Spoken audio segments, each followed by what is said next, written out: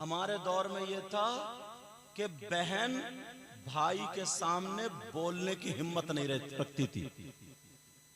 बाप के सामने बेटी बोलने की हिम्मत नहीं रखती थी। अगर बेटी की बाप ने जहां शादी कर दी, इत्तेफाक से उसने देखा अच्छा खासा लड़का था, मगर मेरा जुमला समझ लियो, वो बीबी के लायक नहीं था, समझ रहे, और शादी हो गई। मगर उस औरत ने, उस लड़की ने, उस खातून ने इतनी शरीफ थी, पूरी जिंदगी उसी शौहर के घर में गुजार दी। ना तो उससे बच्चे हुए और ना ही उसने अपने दामन पे दाग लगने दी और ना ही शौहर की बेइज्जती की। और आज तो सारी चीजें हैं, घर भी अच्छा, घर भी अच्छा है, दूध घी सारी चीजें अच्छी हैं, बस मतलब की एक बात ना हो।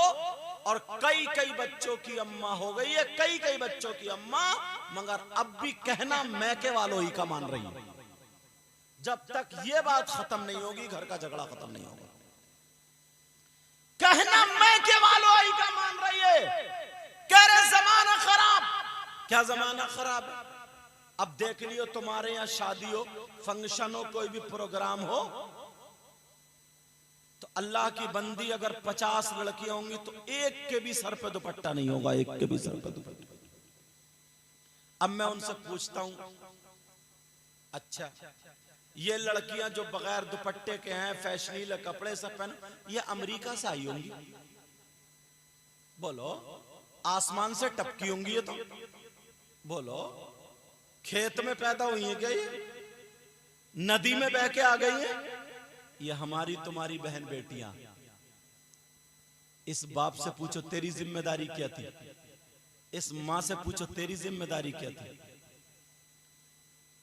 अल्लाह अल्लाह नबी ने फरमाया सबसे पहला मदरसा मां की गोद। और जब मदरसा ही बिगड़ा हुआ हो तो जो इतनी बड़ी लड़की 8 साल की, 10 साल की, मुसलमानों में नमाज पढ़ने वाला बाप है, कलमा पढ़ने वाला बाप है, मगर पहनावा यहूदियों वाला, जींस की पैंट पहने हुए तुमने नहीं देखी, टॉप पहने हुए तुमने नहीं देखी। अब्बा अंधा हो गया क्या? अब्बा की आंखों पे पर्दा है क्या? अब्बा की आंखों पे चर्बी है क्या? एक जवान बेटी जो 17 साल की, 18 साल की, बगैर दुपट्टे के जरा सी चीर या मोढ़े पे टमका ले, उसका पूरा जिस्म चाहे कपड़ों के अंदर से ही दिख रहा है, मगर तो दिख तो रहा है, तो बाप की नजर नहीं जा रही है, बाप की आंखों पे चर्बी है क्या?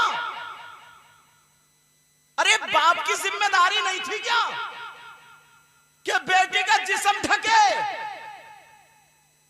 अल्लाह फरमाता या अय्युहल्लज़ीना आमनू कू अनफुसकुम व अहलीकुम नारा, ऐ ईमान वालो अपने आप को और अपने घर वालों को जहन्नम की आग से बचाओ। वैसे किसी की बुराई करा लो, वैसे किसी की बुराई कर लो, इतनी हिम्मत नहीं है कि बेटी जो वो बड़े बड़े शरारे और गलारे और पलाजो और कौन का सा लाजो, जिस लिबास पे लानत बरस रही है, वो नहीं उतरवा सकता। चौराहों पे खड़े होकर बुराई कितनी करा लो, और मुफ्ती इतना बड़ा बनेगा, इतना बड़ा बनेगा कि मत पूछो।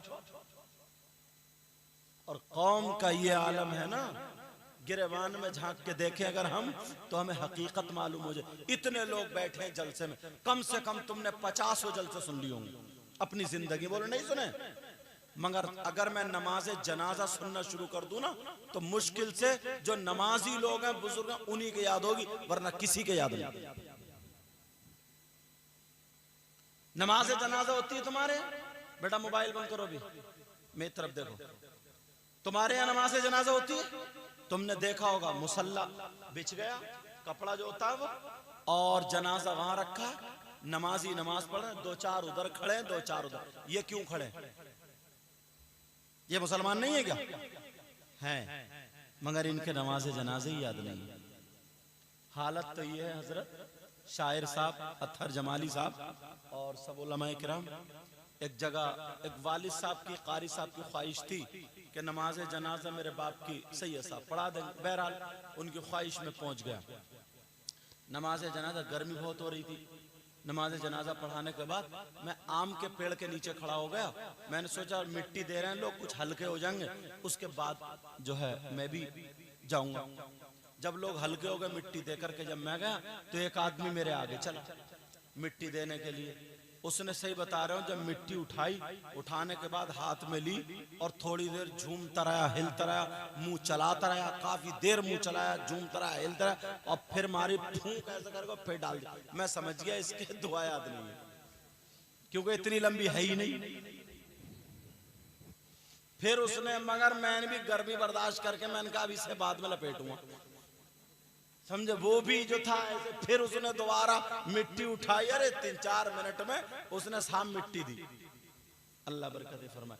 3-4 मिनट में उसने मिट्टी दी, और जैसे ही मिट्टी दी फिर फूंकी। फिर मैंने जल्दी से, मिनहा खलकनाकुम व फिहा नुईदुकुम व मिनहा नुखरिजुकुम तारतन उखरा। इतनी देर लग रही है। मैंने उनको पकड़ लिया, मैंने कहा भाई साहब जरा मिट्टी देने की दुआ सुनाओ। बोले आप कौन हो? मैंने कहा जिसने नमाज पढ़ाई हुई। अच्छा, बोले हजरत है। मैंने कहा, तो मैंने कहा अब हजरत छोड़ो, हाथ चूमना छोड़ो, पहले दुआ सुनाओ। बोले वो हजरत मेरे पूरी याद नहीं है, आधी याद है। तो मैंने कहा तुम्हारी आधी 4 मिनट में हुई है? मैंने कहा आधी सुनाओ। अब तो से पसीना आ गया, तो वैसी गर्मी। बोला हजरत वो भी कच्ची है। मैंने कहा तेरी कच्ची की शर्म नहीं आती तुम्हें? इतनी बड़ी दुआ नहीं है, इतने लोगों में तुम्हारी बेइज्जती करूंगा तो ठीक रहोगे क्या? और फिर लोगों को दिखा रहे हो, किसे धोखा दे रहे हो? इस मुर्दे ने क्या बिगाड़ा तुम्हारा? अल्लाह को धोखा दे रहे हो, मुंह चला रहे हो, लोगों तो खूब झूम रहे हो, हिल रहे हो। कितनी दुआ है। मिनहा खलकनाकुम व फीहा नुईदुकुम व मिनहा नुखरिजुकुम तारतन उखरा। खत्म। मगर वो बंद हो गया था ना, वही समझ गए। वो बंद हो गया तो चौराहे पर, भाई अब क्या होगा यार, अब क्या होगा वो बंद। और 8 दिन तेरी नमाज बंद हो जाती है। जुम्मे जा रहा तो कोई चर्चा नहीं है। और जहां पर अगर बैंड हो गया था नमाज पे, अभी लॉकडाउन पे पहले, तो बड़े खुश थे, साहब बच गए, मस्जिद बच गए। इमामों को हटा दिया, इमामों को हटा दिया साहब, कि जब हम पढ़ ही नहीं रहे तो तनख्वाह गाय की। मस्जिदों में अजानें नहीं हो रही, नमाज नहीं हो रही है। अल्लाह अल्लाह। और कुछ लोग तो ऐसे भी हैं जो इमामों की भी बुराई कर डाल दे। मुझे यहाँ का तो पता नहीं है क्या हाल है भाई, मगर जो मैं तो पूरे हिंदुस्तान को नजर में रख के बोल रहा हूँ। कुछ लोग ऐसे हैं जो इमामों के पीछे पड़े रहते हैं, और इन्हें पता नहीं है गांव के प्रधान को तुम और मैं चुनते हैं, और आलिम को, दीन का काम करने वाले को अल्लाह ताला चुनता है। आला हजरत को मानते हो? जरा उठाओ फतावा रज़विया या और किताबें उठाओ, पूछो किन लोगों की नमाज जनाजा ना पढ़ने का हुक्म है? पूछो, कभी सोचा है? 5 लोग ऐसे हैं जिनकी नमाज जनाजा पढ़ने का हुक्म नहीं है। उनमें से एक वो है जो इमाम की बगावत करते करते, बुराई करते करते मर जाए,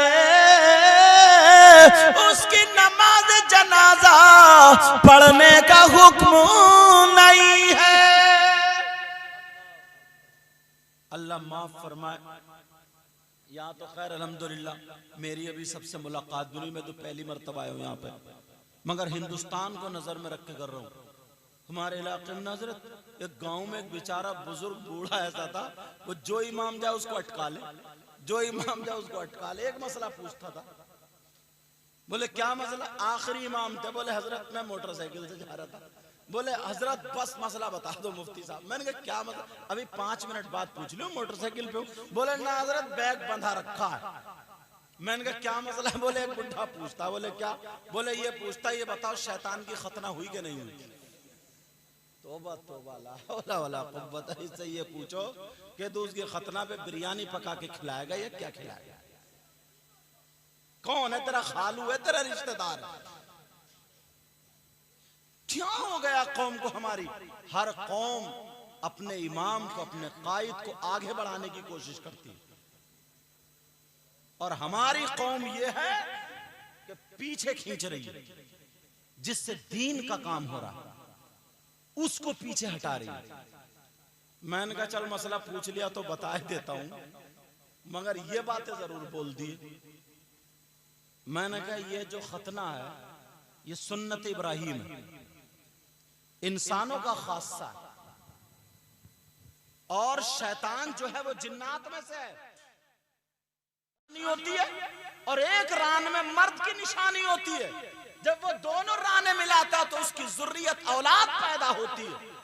मैंने कहा उसकी खतना उतना नहीं, तो उनकी जान बची तो उनके बाद, लेकिन बताना ये है मकसद, ये हंसाना नहीं। जरा सोचो, आज अगर दीन जो पीछे हटाए वो सिर्फ इन्हीं लोगों की वजह से हटा